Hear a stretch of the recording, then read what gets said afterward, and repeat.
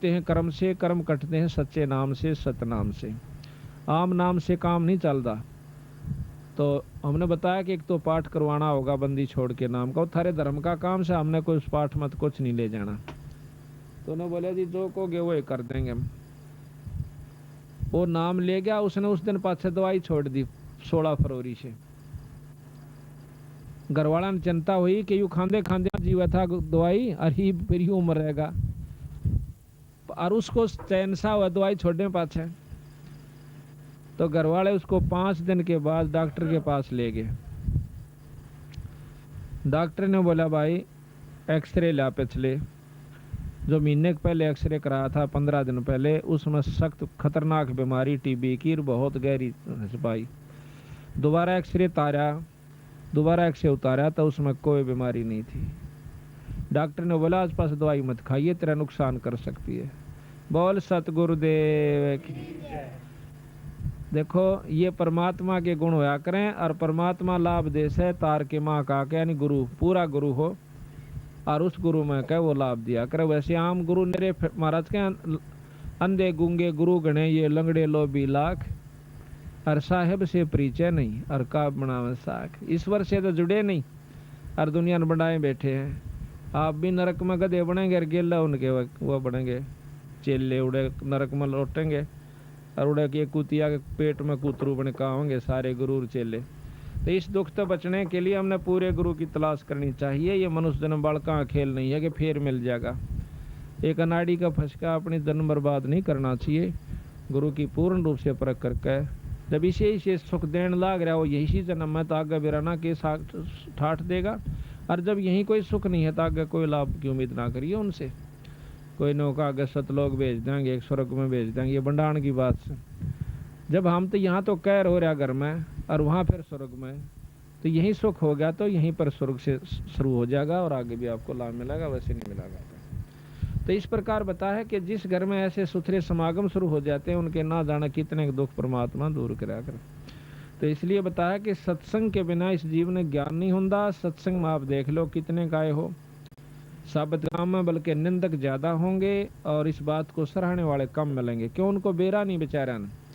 जब ज्ञान हो जाएगा कि यह चीज बहुत बढ़िया है और इसका ज्ञान हो, यहाँ वक्त बैठे कोई सुने, वो बिना सुने तक कोई कुछ कह रहा होगा, कोई कुछ कह रहा है। सच्ची बात को सुनने में भी कष्ट होता है। यहाँ का बैठे सुने फिर उसको अजमा कर देखें। हम किसी को बुरा नहीं सिखाते। कोई बीड़ी शराब मांस तमाकू से पीछा छुटवाते हैं और परमात्मा के नाम पर लावासा। दारू पीने वाले को के बच्चों पर कितना बुरा असर पड़ता है, हुक्का पीने वाले पर कितना बुरा असर पड़ता है। एक दारू पीने वाला और हुक्का पीने वाला भी हमारे को जो बुरा बतावा है तो हमने उसकी बुद्धि का बेड़ा पट रहा है, वो कितने दिमाग उसके अंदर है। आप तो सारे काम करे, ताश भी खेले और वो भी सत्संग की निंदा करता है, तो आप हिसाब ला लियो वो कितना कामिल आदमी से जो हमारी निंदा करता है। फिर निंदक के बारे में कबीर साहब ने कहा कि निंदक मेरा नाम रो और बसो ना मुझसे दूर। भाई गाम गोर व गंदगी साफ करया करे सूर। जो गाम गोर व गंदगी हो से उसने सूराए का काम हो से उस गंदगी ने साफ करने का। निंदक जो भगत का होता है वो सबसे प्यारा हो से उसका, वो उसके सारे अड़ंगे ने साफ करता है, उसकी सारी बुराई ना आप ले लेता है। इसी प्रकार कहा है कि जब तक हम सत्संग में नहीं आवांगे तो हमने क्या का ज्ञान नहीं होगा। अब सत्संग ये भी नहीं जरूरी होता कि लाखों आदमी इकट्ठे हो जाए जब बस सत्संग हुआ करे। दो भाई बैठ के ईश्वर की चर्चा कर लें वो भी सत्संग कहलाता है। हो सकता है उसकी उसी में सद्बुद्धि आ जाए और नाम लेने की चेष्टा बन जाए। तो इसलिए बताया सत्संग मोक्ष की दारा कोई समझ राम का प्यार। सत्संग मोक्ष की दारा कोई समझ राम का प्यार। अब सत्संग का सुनना कोई बड़ी बात नहीं, सत्संग तो बहुत सुन लिए होंगे, पर उसको समझना नाम सत्संग का उस है। अगर समझाएंगे नहीं तो सुनी सुनाई बातों पर कोई लाभ नहीं होगा जब तक हम समझेंगे नहीं। कैसे?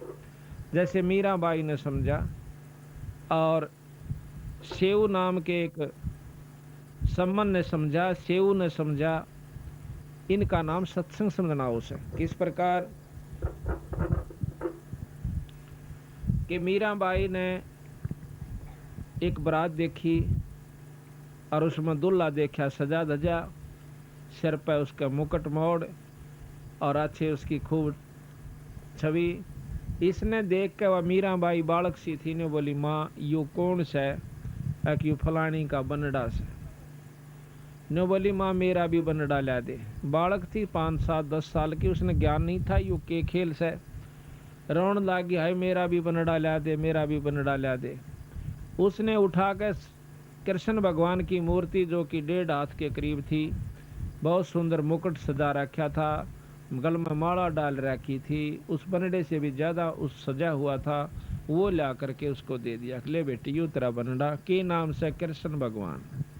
उस दिन पाछे उस मीराबाई ने उस ईश्वर को परमात्मा भगवान रूप में समझ कर और उससे अपना पति स्वीकार कर लिया।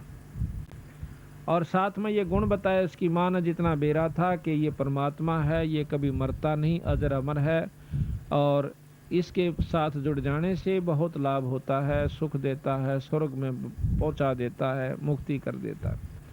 इन गुणों का ज्ञान करके मीराबाई उनसे बहुत प्यार करती थी, और जैसे भी टूटे फूटे शब्द थे वो अपने गाया करती थी, ईश्वर को याद किया करती थी, नाम जाप किया करती। तो मीराबाई की मुक्ति का साधन बना, लेकिन बना जब वो गुरु से नाम ले लिया, क्योंकि पिछले संस्कार थे उसके जो प्रबल, परमात्मा में रुचि बनी हुई थी, पिछले जन्मों का तप भजन उसके साथ था।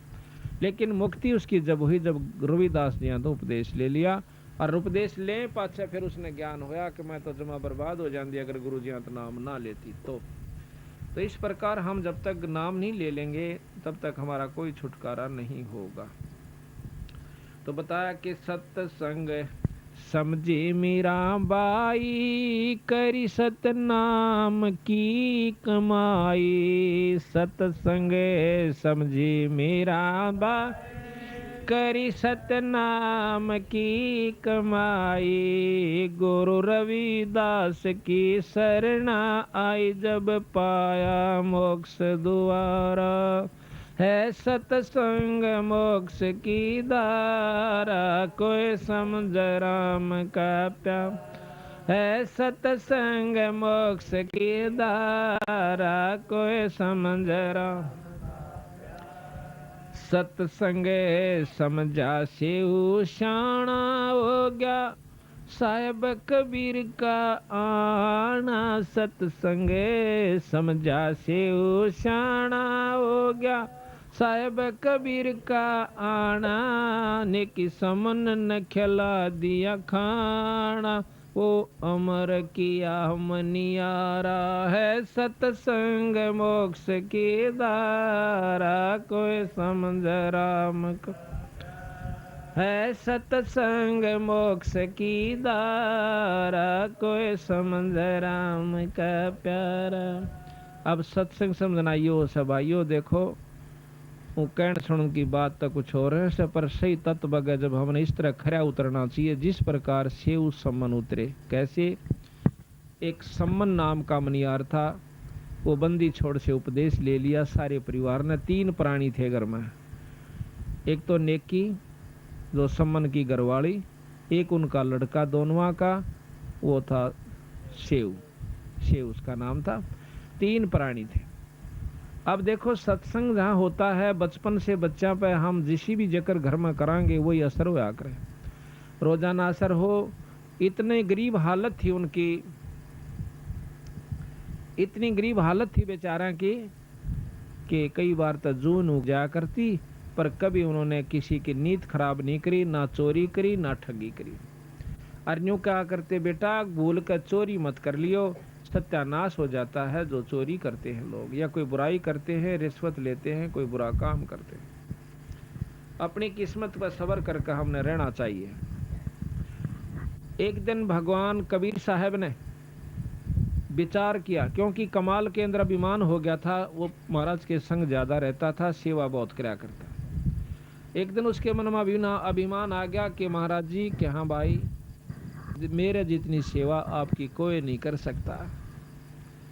अब अभिमान चाहे माया का आ जाओ, चाहे वजन का आ जाओ, और भाई चाहे किसी शरीर का, चाहे औलाद का, चाहे संतान का, राज का, वो नष्ट कर दिया कर, भक्ति खत्म हो जाती है। जिस प्रकार एक बार नारद मुनि में अभिमान हो गया था। उसने जाकर के अपने पिता ब्रह्मा जी से कहा कि मैंने अब माया जीत ली है, काम क्रोध मोह लोभ अहंकार के वश में नहीं हो सकता। ब्रह्मा जी कहने लगे पुत्र मेरा आगे तक कह दी है पर और जे करना करिए किता। उसने सोची क्योंकि बालक ने मना करे ना दूना चला करे उसका नहीं, बालक तक ये था पूरा अच्छे पूरे संत थे। फिर उसके मन में आई पिताजी तन्य कहीं जाकर जब चीज उपलब्ध कर ली मैंने जीत ली है तो बताने में क्या डर से। उसने जाके शंकर भगवान से जिक्र कर दिया कि ऐसे जी मैंने माया को काम क्रोध मोह लोभ अहंकार में किसी काबू में नहीं आऊंगा, मैंने माया जीत लिया। ने बोला भाई देख वह बात है तेरी ठीक से, नारद जी संता के काम तो ये होया करे पर इसका कित विष्णु भगवान आगे जिक्र ना करिए। उन्हें सोची ने कह अगर पिताजी भी ने कहे थार ये भी ने कहे जा कह विष्णु जी आगे फिर कह दिया कहा भाई नारद जी आ गया महाराज। और भाई ठीक ठाक मौज होगी महाराज ने बोला जी एक उपलब्धि मैंने आज कर ली। क्या कर ली भाई कि मैं किसी माया के काबू में नहीं आऊंगा, मैंने बेरा पट गया कि संसार कुछ नहीं है, हाँ, और मैंने सब क्या पे काबू कर लिया। वाह बेटा वाह बहुत अच्छा करा। विष्णु भगवान ने सोचा कि देख शंकर जी का बस में को नहीं आया कामदेव और यू कर लिया, ये इसका यू फूटे भागी भी चौधरी पाकेगा और यू गधा बनेगा फिर जाकर इसका समाधान होना चाहिए। ने बोला ठीक है बेटा बहुत बढ़िया करा शाबाश। और यूं कह कर नारद जी चल पड़ा तो रास्ते में एक मायावी महल एक नगर बनाया। उस नगर के राजा की कन्या की शादी का उपलक्ष्य हुआ। उसमें बहुत से राजा इकट्ठे हुए। अब उसने नारद ने पूछा रहा ये क्या रोड़ा सा हो रहा, बाजे बाजन लाग रहे और भाई बड़ा खूब धूमधाम हो रही। किसी ने बता दिया कि यहाँ फलाने राजा की कन्या का विवाह है। नारद ने सोचा चल देख लेते। अब मन में आता है कि क्यों ना यहाँ शादी करवा लूं, पर शादी तेरी हो क्यों करे, कन्या बहुत खूबसूरत और तेरी सूरत ठीक को नहीं। तो उसने भगवान विष्णु से अर्ज करी कि मुझे अपना रूप दे दे। अब भगवान विष्णु प्रकट हुए, कहने लगे बोलो ऋषिवर क्या चाहिए कि ऐसे ऐसे कन्या का विवाह है और उसने अपना पति चुनना है और जो खूबसूरत पति होगा उसको चुनेगी, आप मुझे अपना रूप दे दीजिए। नो बोले तथास्तु। तो उन्होंने बंदर का मुंह ला दिया उस नारद जी का। अब नारद जी सोचे कि तेरा जो शकल है विष्णु भगवान की हो चुकी है और तेरे जितना सुंदर इस सृष्टि में कोई नहीं, और कन्या तुझे जान दे अपनाओगी। अब वो कन्या माला लेकर के घूम रही होती है और नारद जी का दोहरे का लकड़गी। उसने सोचा तो देखा को नहीं, ये ना तो आई चुन लेती। आगे जाके फट मुंह का सारा तो आगे आके उस और लड़की ने और मुंह फेर कर दूर के लिकड़गी, फिर आगे पहुंचा दिखा कदे फेर कसर रहेगी वो। आखिर में उसको शीशा दिखा दिया एक ने खड़ा होकर अपनी शक्ल तो देख ले तुम, शक्ल में देखा है तो बंदर का मुंह हो रहा। तो वहां से समझ गया कि मेरे को जो है ना विष्णु भगवान ने ठग लिया। और थोड़ी देर में आ जाता है खुद विष्णु और उस कन्या के सामने खड़ा हो जाता है और वो कन्या उस विष्णु जी के गले में वरमाला डाल देती है। तो नारद जी ने विष्णु भगवान को श्राप दे दिया कि जिस कारण मैं पत्नी की वियोग में आज इतना दुखी हुआ, इसी प्रकार तुम भी एक दिन अपनी इस पत्नी के बारे में दर दर धक्के खाओगा और तेरी मदद भी जो है वानर करेंगे जिसका तने मुंह लाया। इतना का श्राप देकर के नारद जी अंतर्ध्यान हो जाता है। एक बार की बात है कि रामचंद्र जी उस श्राप को पूर्ण करने के लिए सीता जी का हरण हुआ। राम वियोग करता हुआ घूम रहा है जंगल जंगल में, पहाड़ा का ऊपर। तो नारद जी पहुंच जाते हैं। नारद जी ने पता तो हो गया कि तेरे कारण इन्होंने कष्ट पाया। पांव पकड़ कर रोने लग गया। ने बोला महाराज मैं पापी जीव सूं, अपने स्वार्थवश आपको मैंने श्राप दे दिया है और आज आप मेरे कारण दुखी हो रहे से। कोई बात ना बेटा, मैं तो इस दुख ने ले मरूंगा पर तेरे पर नहीं उठाओ। तेरे को सुखीकरण की खातिर मैंने ये सारा कष्ट मोल लिया है।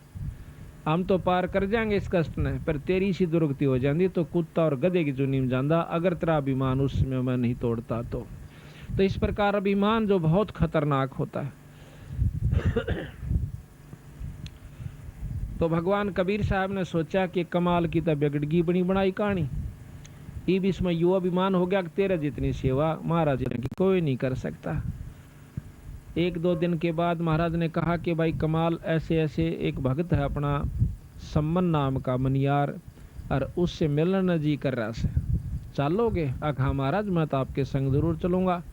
एक शेख फरीद नाम के संत हुए हैं जो कि पहले बहुत तपस्या की, तप किया, उल्टे कुएं में लटक गए थे, फिर भी परमात्मा अल्लाह खुदा की प्राप्ति नहीं हुई, मुसलमान थे। बंदी छोड़ कबीर साहब ने, जब उसने 12 वर्ष कुएं में लटकते हो गए और काग आगे आंख का डरना, तो उस समय उस शेख फरीद ने न्यू कहा था, भाई कागो, मेरे हाडा पर ऊपर कोई मांस बच रहा हो तो उसने खा लो, क्योंकि अस्थि पंजर हो गया था, उसका मांस नहीं रहा शरीर का ऊपर। 12 वर्ष में 1.25 मन अन्न, महाराज गरीबदास जी ने लिखा है कि शेख फरीद ने खाया था 1.25 मन 12 वर्ष में। उसके अभाव से यानी शरीर ऐसा हो गया था जैसे हाड़ नारे चमके थे, कति मांस नहीं था। फिर भी उसने कहा कि भाई काग कव्यो, अगर मेरे शरीर पर कितना मांस का टुकड़ा बच गया हो तो उसने खा लो, पर मेरी आँख ना खाइयो, हो सकता हमने परमात्मा अल्लाह का दीदार हो जावे, दर्शन हो जावे। न्यू कह करके वो रो पड़ता है, आँखों में पानी भराता है। भगवान कबीर साहब, देखो हम भक्ति भी करते हैं, साधना भी करते हैं, उपासना भी करते हैं, जब तक हमारी आँखों में ईश्वर के प्रति रोना नहीं आंदा, इतना भक्ति आपकी शुरू नहीं होली से। तो जब उसकी भक्ति शुरू हुई, वो रो पड़ा, जब भगवान कबीर साहब सतलोक से आकर वहाँ प्रगट हो गए थे और उसको बाहर निकाल लिया कुएं में, तो वह जो का तो जुगाड़ सा सारा जो बोला, भाई भगत जी तो किस लिए इसमें लटक रहा कुएं में? कि परमात्मा पाने के लिए, अल्लाह पाने के लिए, कि मैं तेरे सामने खड़ा, मैं अल्लाह हूँ, खुदा हूँ। न्यू बोला ऐसे नहीं, परमात्मा तो बेचगुण होता है, परमात्मा यूं होता है। बेचगुण कहते हैं निर्गुण को, कहते हैं निर्गुण ने तू देखेगा क्यों करे, सरगुण में तेरे सामने खड़ा। और बात सुन दे कि इस तप से तो तीसरे जन्म में कुत्ते की जुनी में जागा, तप से राज होता है, अगले जन्म में तू राजा बन जाएगा और तीसरे में कुत्ता बनेगा। ये साधना इस तप से होगी। अब भाई शेख फरीद की तो पिंडी कापी, कोट बड़ा मुकदमा मोल लिया और फिर यूँ इसका फल मिला। तो महाराज कहते हैं, बो है पेड़ बबूल का, आम कहाँ से खा, बहुत रहे तुम की करे और बाट देखो आम लागन की। साधना भी गलत करो, मर पड़ के को साधन शुरू भी करते हो तो वो भी गलत कर रहे हो। तो ने बोला जी फिर मैंने कोई रास्ता बता दो। रास्ता बताऊंगा, खाए का दा टूक, यानी फल खवाए, फिर उसको रोटी खवाए, कुछ फल खाओ। महाराज कहते हैं कि इतना ना खाओ कि आपका पेट भर जाए और आपको नींद आ जाए, ज्यादा नहीं छकना चाहिए। प्रथम अंजल संयम राख है, योग युगत सब सतगुरु भाख है, योग लक्षण सब सतगुरु भाख है, यानी थोड़ा खावे, इतना खावा जितना आवश्यक हो, जरूरत से ज्यादा नहीं खावा, ना कति कम भी नहीं खावा कि जमा पेट में जो ना गड्ढन लाग जाए। हिसाब का खाओ और फिर अपना भक्ति करो, डट के काम भी धंधा करते रहो। तो फिर शेख फरीद को उपदेश दिया, नाम दिया। जब उस शेख फरीद का पीछा छूटा और भक्ति का साधन बना, फिर वो शेख फरीद बंदी छोड़ कबीर साहब के साथ रहा, ये प्रमाण मिलता है। तो शेख फरीद, कमाल और कबीर साहब उस सम्मन नाम के भगत के पास आ जाते हैं। और उस सम्मन की इतनी बुरी हालत थी बेचारे की कि रोटी भी एक समय की उग जाया करती थी, इतना गरीब हालत में थे।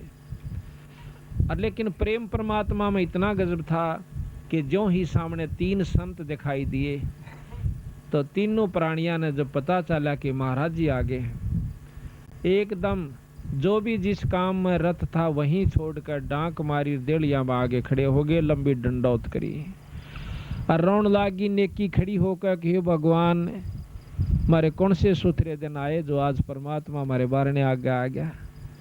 हे सतगुरु, आपने हमारे ऊपर ऐसी कौन सी रजा करी, दर्शन दिए और हमारे जैसे तुच्छ जीवों के पास आप आगे, राजाओं को छोड़ के। क्योंकि कबीर साहब के उस समय बहुत से राजा विशेष हो गए थे, सिकंदर लोधी, बिजली खां पठान जो कि मगर देश का राजा था, और वीर सिंह बघेला जो कि काशी का नवाब था, और भी बहुत से राजा थे जो कि कबीर साहब के शिष्य हो गए थे। तो महाराज ने कहा कि बेटी हम आगे, हमारा दिल करा कि आज उनको मिल कर आवा। कहा जाओ महाराज भीतर बिछा दी बिछाना दो रजसी बोरी थी पल्ली थी को बिछोना पाटा टूटा था। सतगुरु महाराज बैठ जाते हैं। बैठने के बाद पानी पात प्या करके तो सम्मन कहने लगा महाराज जी भोजन का बताओ, क्योंकि शाम का समय था। तो कबीर साहब ने बोले भाई रोटी तो खावांगे, भूख लाग रही से, भोजन तैयार करवाओ, भूख लगी हुई। बोला अच्छा जी।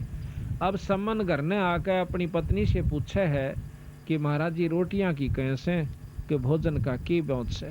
वानो बोली जी घर में एक दाना भी नहीं से अन्न का। तो कहने लगा किसी तो मांग लिया उधारा। कबीर साहब तो वह नेकी कहने लगे जी 2-3 घर में गई हूँ, कोई उधारा नहीं देता। तो वह कहने लगा ला तेरा यो ओढ़ना